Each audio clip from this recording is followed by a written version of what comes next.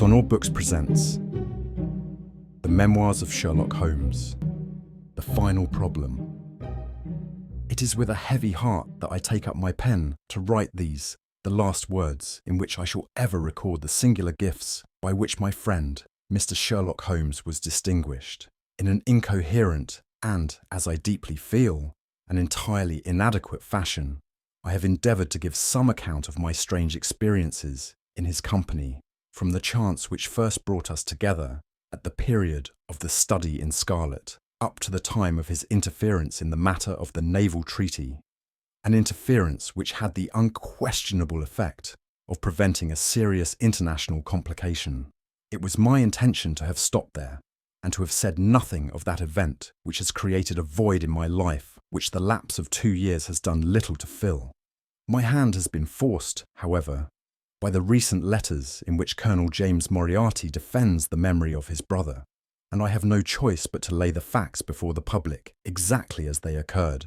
I alone know the absolute truth of the matter, and I am satisfied that the time has come when no good purpose is to be served by its suppression.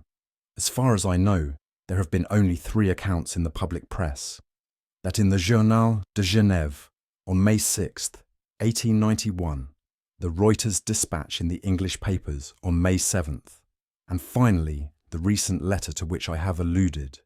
Of these, the first and second were extremely condensed, while the last is, as I shall now show, an absolute perversion of the facts. It lies with me to tell for the first time what really took place between Professor Moriarty and Mr. Sherlock Holmes. It may be remembered that after my marriage and my subsequent start in private practice, the very intimate relations which had existed between Holmes and myself became to some extent modified. He still came to me from time to time when he desired a companion in his investigation, but these occasions grew more and more seldom, until I find that in the year 1890 there were only 3 cases of which I retain any record. During the winter of that year and the early spring of 1891, I saw in the papers that he had been engaged by the French government upon a matter of supreme importance, and I received 2 notes from Holmes, dated from Narbonne and from Nîmes, from which I gathered that his stay in France was likely to be a long one. It was with some surprise, therefore, that I saw him walk into my consulting room upon the evening of the 24th of April. It struck me that he was looking even paler and thinner than usual. "Yes, I have been using myself up rather too freely," he remarked, in answer to my look rather than to my words. "I have been a little pressed of late. Have you any objection to my closing your shutters?" The only light in the room came from the lamp upon the table at which I had been reading. Holmes edged his way round the wall, and flinging the shutters together, he bolted them securely. "You're afraid of something?" I asked. "Well, I am." "Of what?" "Of air guns." "My dear Holmes, what do you mean?" "I think that you know me well enough, Watson, to understand that I am by no means a nervous man. At the same time, it is stupidity rather than courage to refuse to recognize danger when it is close upon you. Might I trouble you for a match?" He drew in the smoke of his cigarette as if the soothing influence was grateful to him. "I must apologize for calling so late," said he, "and I must further beg you to be so unconventional as to allow me to leave your house presently by scrambling over your back garden wall." "But what does it all mean?" I asked. He held out his hand, and I saw in the light of the lamp that 2 of his knuckles were burst and bleeding. "It is not an airy nothing, you see," said he, smiling. "On the contrary, it is solid enough for a man to break his hand over. Is Mrs. Watson in?" "She is away upon a visit." "Indeed? You are alone?" "Quite. Then it makes it the easier for me to propose that you should come away with me for a week to the continent." "Where?" "Oh, anywhere. It's all the same to me." There was something very strange in all this. It was not Holmes's nature to take an aimless holiday, and something about his pale, worn face told me that his nerves were at their highest tension. He saw the question in my eyes, and, putting his fingertips together and his elbows upon his knees, he explained the situation. "You have probably never heard of Professor Moriarty," said he. "Never. Aye, There's the genius and the wonder of the thing, he cried. The man pervades London, and no one has heard of him. That's what puts him on a pinnacle in the records of crime. I tell you, Watson, in all seriousness, that if I could beat that man, if I could free society of him, I should feel that my own career had reached its summit, and I should be prepared to turn to some more placid line in life. Between ourselves, the recent cases in which I have been of assistance to the royal family of Scandinavia and to the French Republic have left me in such a position that I could continue to live in the quiet fashion which is most congenial to me and to concentrate my attention upon my chemical researches.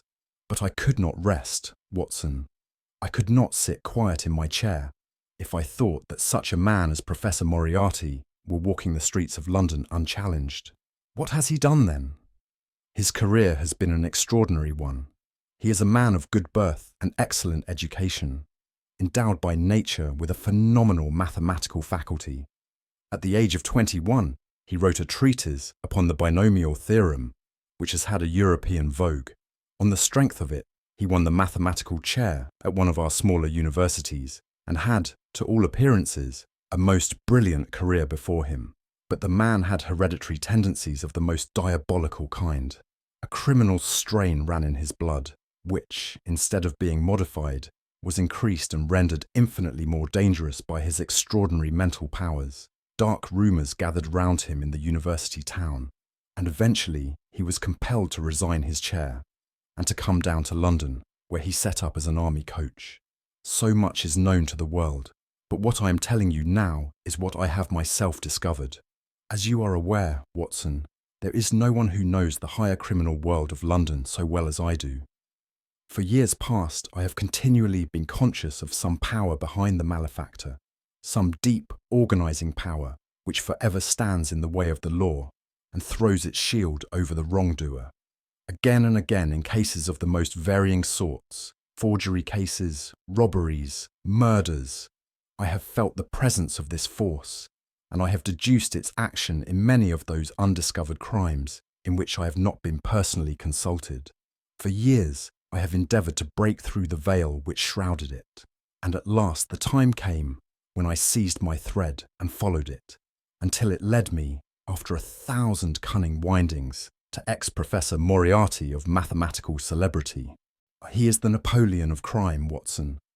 He is the organiser of half that is evil, and of nearly all that is undetected in this great city. He is a genius, a philosopher, an abstract thinker. He has a brain of the first order. He sits motionless, like a spider in the centre of its web. But that web has 1,000 radiations, and he knows well every quiver of each of them. He does little himself.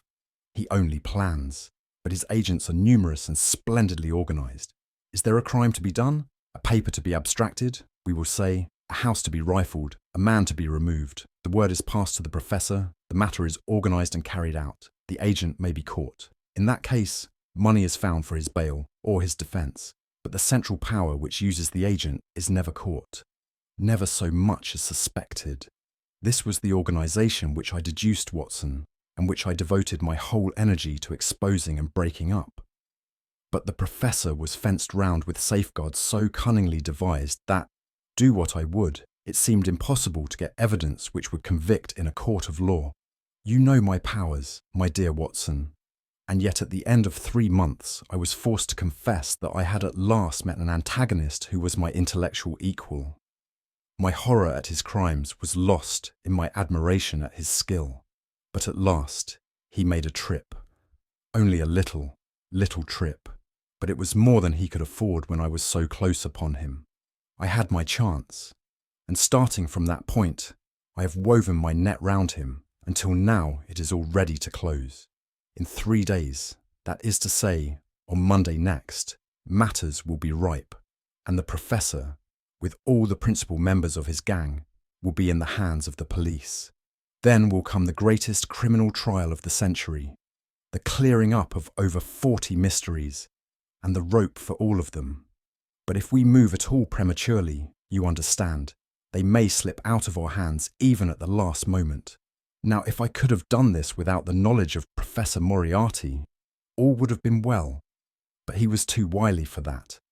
He saw every step which I took to draw my toils around him. Again and again he strove to break away, but I as often headed him off.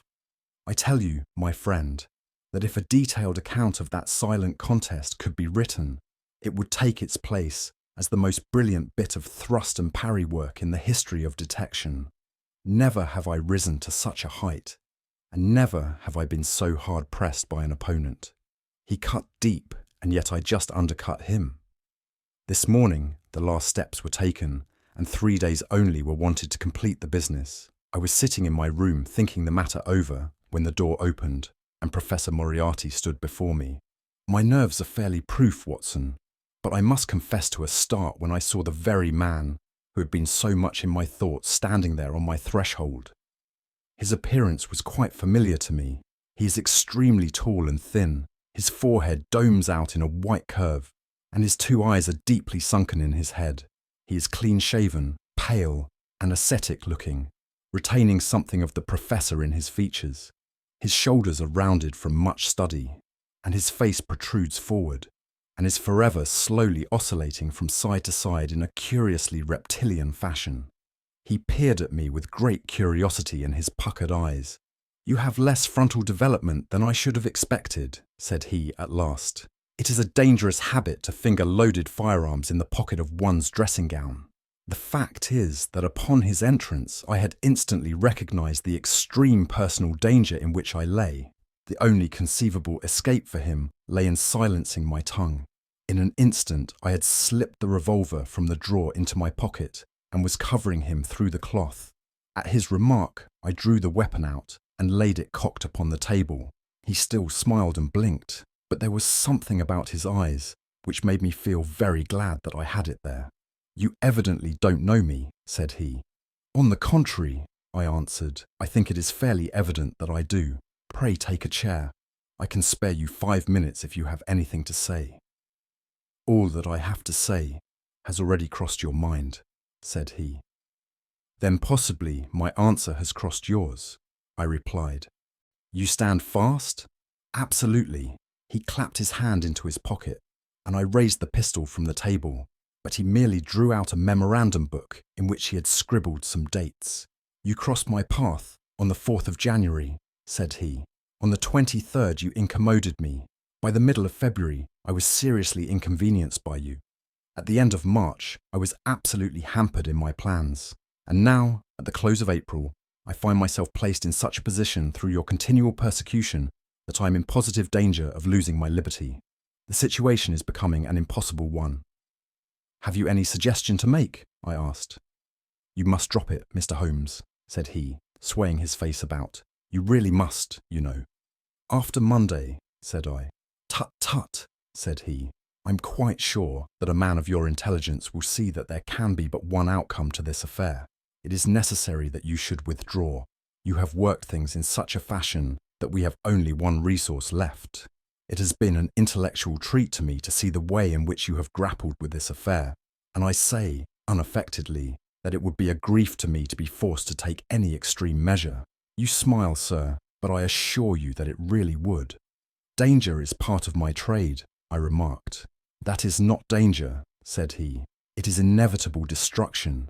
You stand in the way not merely of an individual, but of a mighty organization, the full extent of which you, with all your cleverness, have been unable to realize.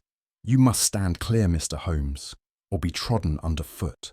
"I am afraid," said I, rising, "that in the pleasure of this conversation I am neglecting business of importance which awaits me elsewhere."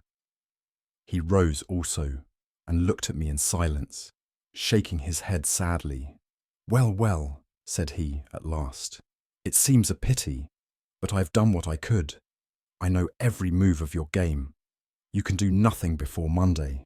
It has been a duel between you and me, Mr. Holmes. You hope to place me in the dock. I tell you that I will never stand in the dock. You hope to beat me. I tell you that you will never beat me. If you are clever enough to bring destruction upon me, rest assured that I shall do as much to you." "You have paid me several compliments, Mr. Moriarty," said I. "Let me pay you one in return when I say that if I were assured of the former eventuality, I would, in the interests of the public, cheerfully accept the latter. I can promise you the one, but not the other, he snarled, and so turned his rounded back upon me and went peering and blinking out of the room.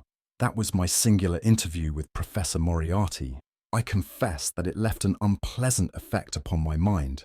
His soft, precise fashion of speech leaves a conviction of sincerity which a mere bully could not produce. Of course, you will say, why not take police precautions against him? The reason is that I'm well convinced that it is from his agents the blow will fall. I have the best proofs that it would be so. You have already been assaulted? My dear Watson, Professor Moriarty is not a man who lets the grass grow under his feet. I went out about midday to transact some business in Oxford Street. As I passed the corner which leads from Bentinck Street onto the Welbeck Street crossing, a two-horse van, furiously driven, whizzed round and was on me like a flash. I sprang for the footpath and saved myself by the fraction of a second. The van dashed round by Marylebone Lane and was gone in an instant. I kept to the pavement after that, Watson, but as I walked down Vere Street, a brick came down from the roof of one of the houses and was shattered to fragments at my feet. I called the police and had the place examined. There were slates and bricks piled up on the roof, preparatory to some repairs, and they would have me believe that the wind had toppled over one of these. Of course, I knew better, but I could prove nothing. I took a cab after that and reached my brother's rooms in Pall Mall, where I spent the day.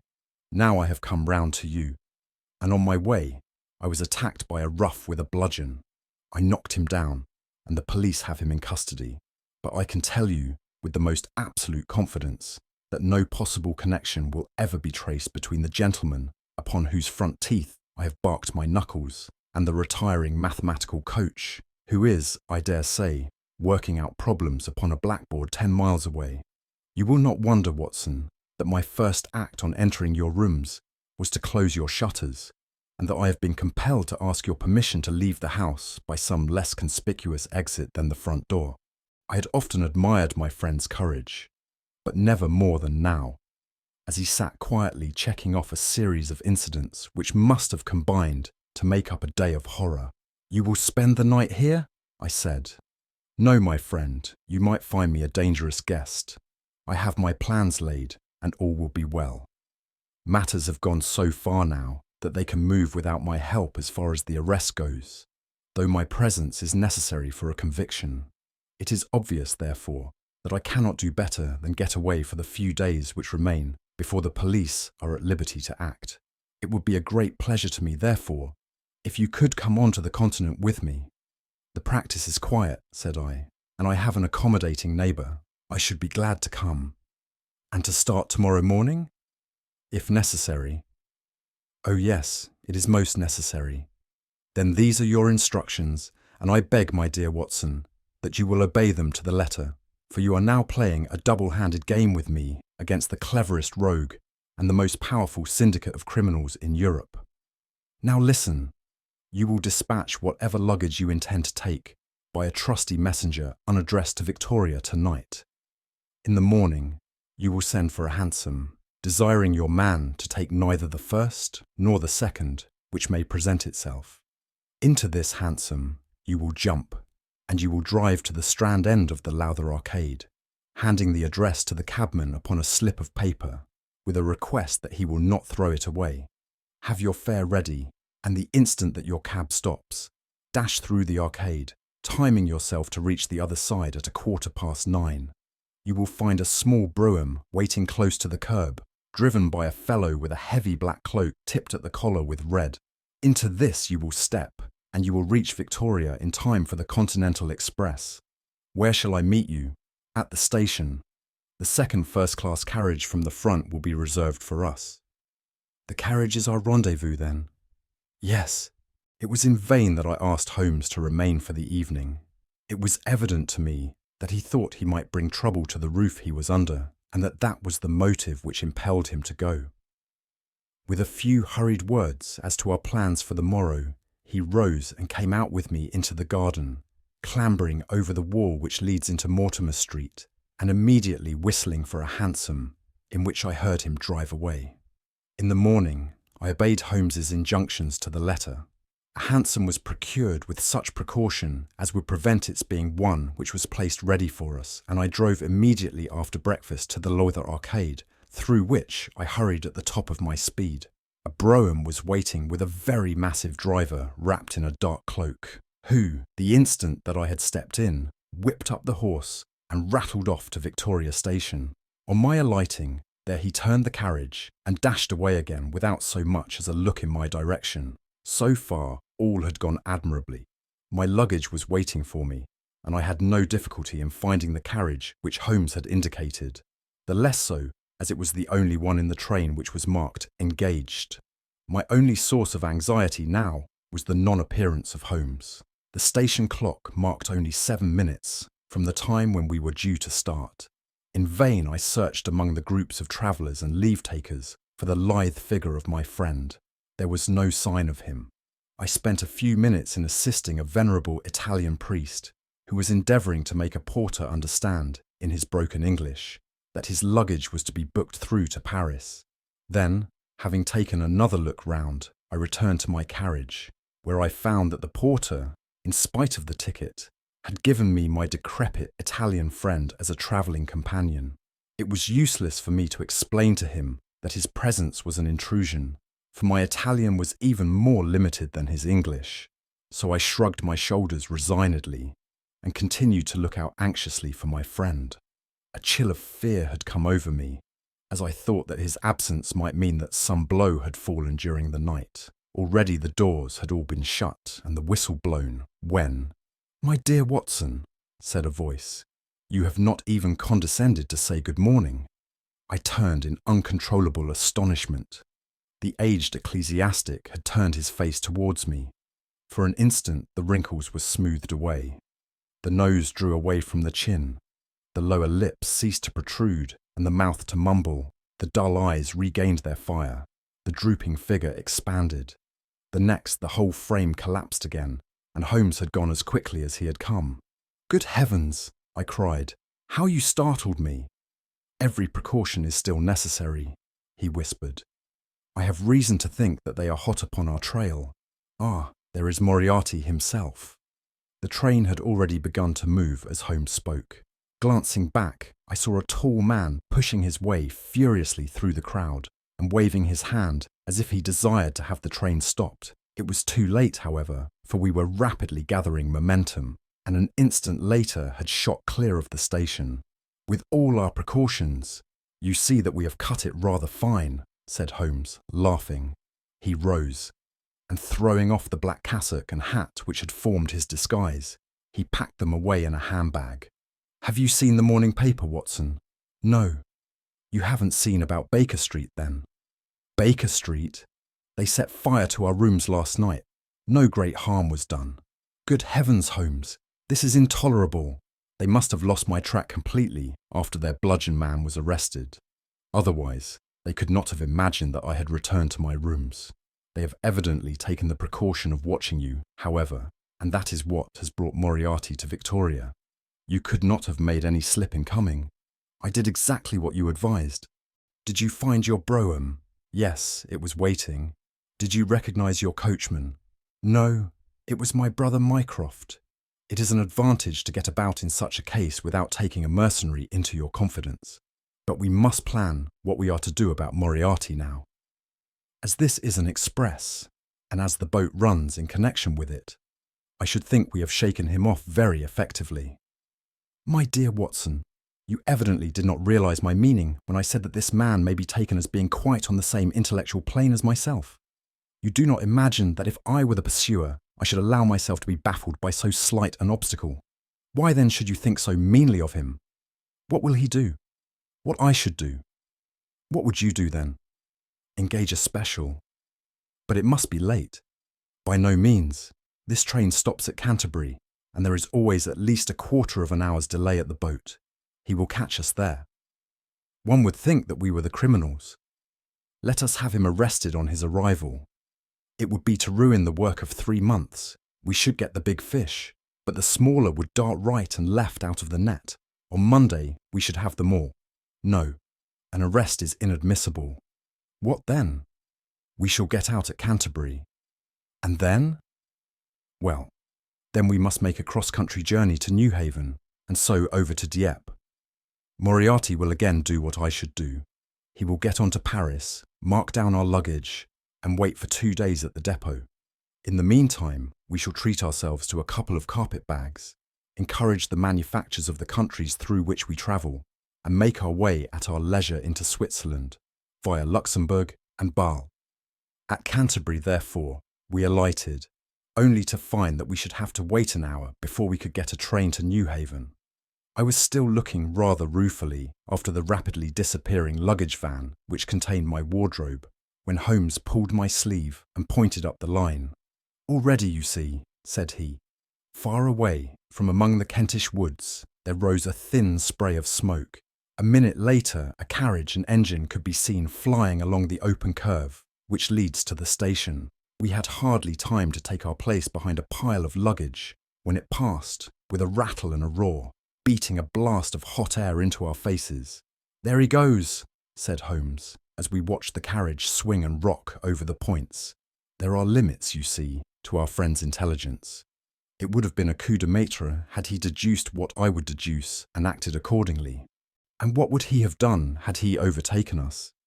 There cannot be the least doubt that he would have made a murderous attack upon me. It is, however, a game at which two may play. The question now is whether we should take a premature lunch here, or run our chance of starving before we reach the buffet at Newhaven. We made our way to Brussels that night, and spent 2 days there, moving on upon the 3rd day as far as Strasbourg. On the Monday morning, Holmes had telegraphed to the London police, and in the evening we found a reply waiting for us at our hotel. Holmes tore it open, and then with a bitter curse hurled it into the grate. "I might have known it," he groaned. "He has escaped. Moriarty. They have secured the whole gang with the exception of him. He has given them the slip." Of course, when I had left the country, there was no one to cope with him, but I did think that I had put the game in their hands. "I think that you had better return to England, Watson." "Why?" "Because you will find me a dangerous companion now. This man's occupation is gone. He is lost if he returns to London. If I read his character right, he will devote his whole energies to revenging himself upon me. He said as much in our short interview, and I fancy that he meant it. I should certainly recommend you to return to your practice. It was hardly an appeal to be successful with one who was an old campaigner as well as an old friend." We sat in the Strasbourg salle à manger, arguing the question for half an hour. But the same night, we had resumed our journey and were well on our way to Geneva. For a charming week, we wandered up the valley of the Rhône, and then, branching off at Luc, we made our way over the Gemmi Pass, still deep in snow, and so by way of Interlaken to Meiringen. It was a lovely trip, the dainty green of the spring below, the virgin white of the winter above. But it was clear to me that never for one instant did Holmes forget the shadow which lay across him. In the homely alpine villages, or in the lonely mountain passes, I could tell by his quick glancing eyes and his sharp scrutiny of every face that passed us, that he was well convinced that walk where we would, we could not walk ourselves clear of the danger which was dogging our footsteps. Once, I remember, as we passed over the Gemmi and walked along the border of the melancholy Daubensee, a large rock which had been dislodged from the ridge upon our right clattered down and roared into the lake behind us. In an instant, Holmes had raced up onto the ridge and, standing upon a lofty pinnacle, craned his neck in every direction. It was in vain that our guide assured him that a fall of stones was a common chance in the springtime at that spot. He said nothing, but he smiled at me with the air of a man who sees the fulfilment of that which he had expected, and yet for all his watchfulness, he was never depressed. On the contrary, I can never recollect having seen him in such exuberant spirits. Again and again he recurred to the fact that if he could be assured that society was freed from Professor Moriarty, he would cheerfully bring his own career to a conclusion. "I think that I may go so far as to say, Watson, that I have not lived wholly in vain," he remarked. "If my record were closed tonight, I could still survey it with equanimity. The air of London is the sweeter for my presence. In over 1,000 cases, I am not aware that I have ever used my powers upon the wrong side. Of late, I have been tempted to look into the problems furnished by nature, rather than those more superficial ones for which our artificial state of society is responsible. Your memoirs will draw to an end, Watson, upon the day that I crown my career by the capture or extinction of the most dangerous and capable criminal in Europe. I shall be brief and yet exact in the little which remains for me to tell. It is not a subject on which I would willingly dwell, and yet I am conscious that a duty devolves upon me to omit no detail. It was on the 3rd of May that we reached the little village of Meiringen, where we put up at the Englischer Hof, then kept by Peter Steiler the elder. Our landlord was an intelligent man and spoke excellent English, having served for 3 years as waiter at the Grosvenor Hotel in London. At his advice, on the afternoon of the 4th we set off together, with the intention of crossing the hills and spending the night at the hamlet of Rosenlaui. We had strict injunctions, however, on no account to pass the falls of Reichenbach, which are about halfway up the hill, without making a small detour to see them. It is indeed a fearful place. The torrent, swollen by the melting snow, plunges into a tremendous abyss, from which the spray rolls up like the smoke from a burning house. The shaft into which the river hurls itself is an immense chasm, lined by glistening coal-black rock, and narrowing into a creaming, boiling pit of incalculable depth, which brims over and shoots the stream onward over its jagged lip. The long sweep of green water roaring forever down, and the thick flickering curtain of spray hissing forever upward, turn a man giddy with their constant whirl and clamour. We stood near the edge, peering down at the gleam of the breaking water far below us against the black rocks, and listening to the half-human shout which came booming up with the spray out of the abyss. The path has been cut halfway round the fall to afford a complete view, but it ends abruptly, and the traveller has to return as he came. We had turned to do so when we saw a Swiss lad come running along it with a letter in his hand. It bore the mark of the hotel which we had just left, and was addressed to me by the landlord. It appeared that within a very few minutes of our leaving, an English lady had arrived who was in the last stage of consumption. She had wintered at Davos-Platz, and was journeying now to join her friends at Lucerne, when a sudden hemorrhage had overtaken her. It was thought that she could hardly live a few hours, but it would be a great consolation to her to see an English doctor, and if I would only return, etc. The good Steiler assured me in a postscript that he would himself look upon my compliance as a very great favour, since the lady absolutely refused to see a Swiss physician, and he could not but feel that he was incurring a great responsibility. The appeal was one which could not be ignored. It was impossible to refuse the request of a fellow countrywoman dying in a strange land. Yet I had my scruples about leaving Holmes. It was finally agreed, however, that he should retain the young Swiss messenger with him as guide and companion, while I returned to Meiringen. My friend would stay some little time at the fall, he said, and would then walk slowly over the hill to Rosenlaui, where I was to rejoin him in the evening. As I turned away, I saw Holmes, with his back against a rock and his arms folded, gazing down at the rush of the waters. It was the last that I was ever destined to see of him in this world. When I was near the bottom of the descent, I looked back. It was impossible, from that position, to see the fall, but I could see the curving path which winds over the shoulder of the hill and leads to it. Along this a man was, I remember, walking very rapidly. I could see his black figure clearly outlined against the green behind him. I noted him, and the energy with which he walked, but he passed from my mind again as I hurried on upon my errand. It may have been a little over an hour before I reached Meiringen. Old Steiler was standing at the porch of his hotel. "Well," said I, as I came hurrying up, "I trust that she is no worse."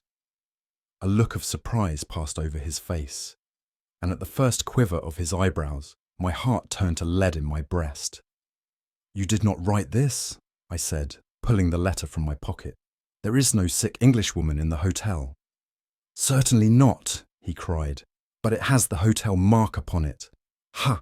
It must have been written by that tall Englishman who came in after you had gone." He said, but I waited for none of the landlord's explanations.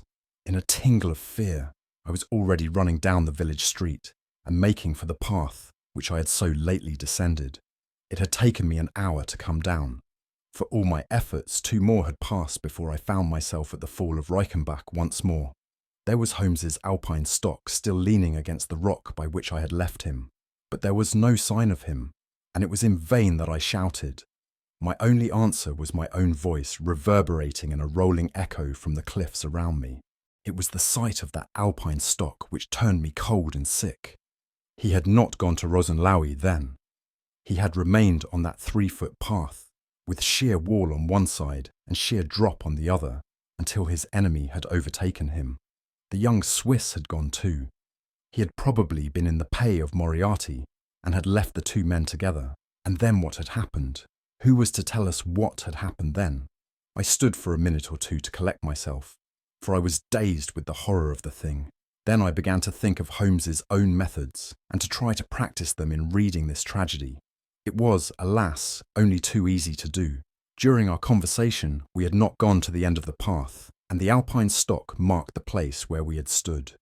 The blackish soil is kept forever soft by the incessant drift of spray, and a bird would leave its tread upon it. 2 lines of footmarks were clearly marked along the farther end of the path, both leading away from me. There were none returning. A few yards from the end, the soil was all ploughed up into a patch of mud, and the branches and ferns which fringed the chasm were torn and bedraggled. I lay upon my face and peered over with the spray spouting up all around me.